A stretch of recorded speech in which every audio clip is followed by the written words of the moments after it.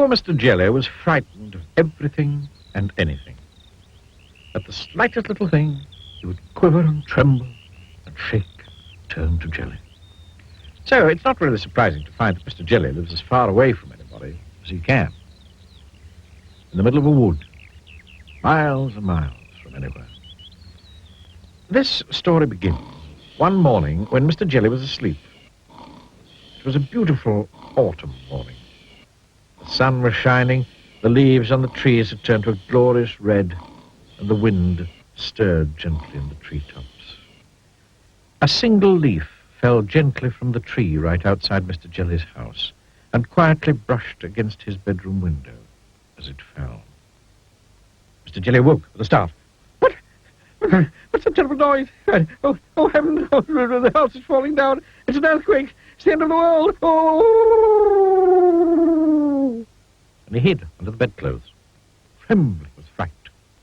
After an hour, by which time he realized that his house wasn't falling down and that there wasn't an earthquake and the world wasn't coming to an end, Mr. Jelly peeped out from under the bedclothes. Phew, he said. Oh, thank goodness for that. And he got up and went downstairs to make his breakfast. After breakfast, Mr. Jelly thought he'd go for a walk. He was walking through the woods which surround his house when a worm poked its head out of the ground. Morning, said the worm cheerfully. Mr. Jelly nearly jumped out of his skin. What? Who's there? Then he saw the worm. Oh, good heavens, it's a snake, a man-eating snake. Oh, I'm going to be eaten alive. And he jumped up into a tree. What a performance, commented the worm, and went back into his hole.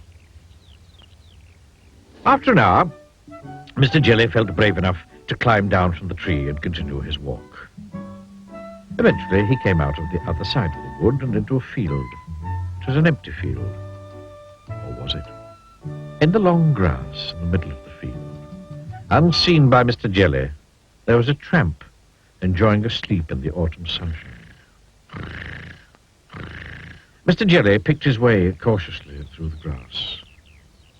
The tramp, fast asleep, snored.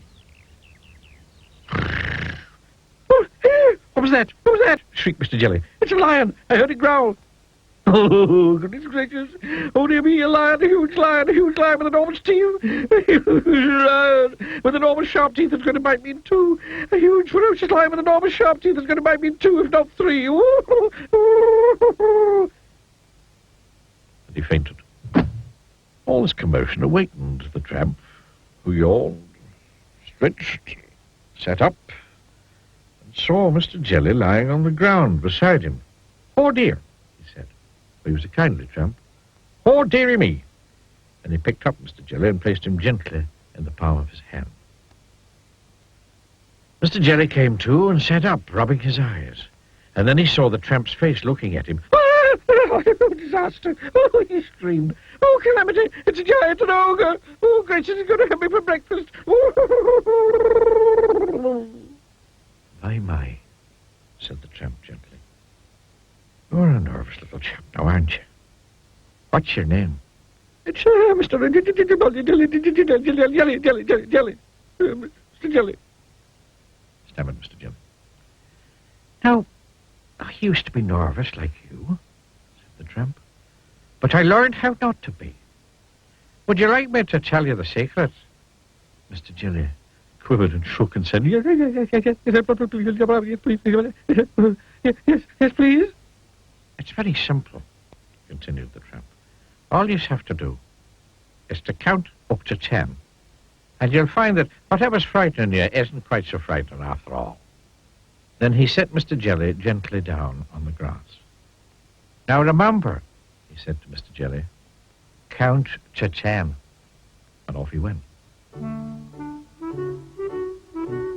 Mr. Jelly thought that it would be a very good idea if he went home. Back across the field he went. Back through the woods he went. He was walking through the woods when he stepped on a little twig. Snap! Went the twig. Mr. Jelly jumped twice his own height in terror. What's that? He shrieked. That terrible snapping noise. It's a tree falling down. It's going to crush me to pieces. Oh, it's a crocodile hiding in the bushes, snapping its teeth. Oh, more. Then he stopped, took a deep breath. 1, 2, 3, 4, 5, 6, 7, 8, 9, 10, he said. And he saw that what had gone snap was a twig, a silly old twig. Phew, he said. Mr. Jelly had almost reached his house when a leaf drifted gently down from a tree on top of him. Oh, help! Police! Murder! He screamed. I'm being kidnapped! Oh, it's ruffians with guns! They're going to... And then he stopped. He took a deep breath. 1, 2, 3, 4, 5, 6, 7, 8, 9, 10. And then he saw that what had fallen on him was only a leaf. Nothing but a leaf. A stupid red leaf. It works, he said out loud in wonderment. And you know, it did. He never shrieks or shouts or screams or quivers or shakes or trembles anymore. In fact, he's become quite firm.